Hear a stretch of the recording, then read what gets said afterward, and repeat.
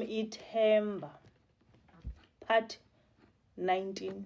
Hey, unzulu uThixo, uThixo unzulu, uThixo unzima.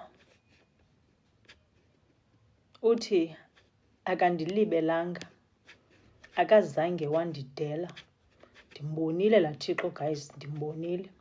Nam lo akandilibelanga, akandidelanga. Uthi usukude second round, amen, let's worship, yes. Usukude uthi uyekelani iwari yam sukude.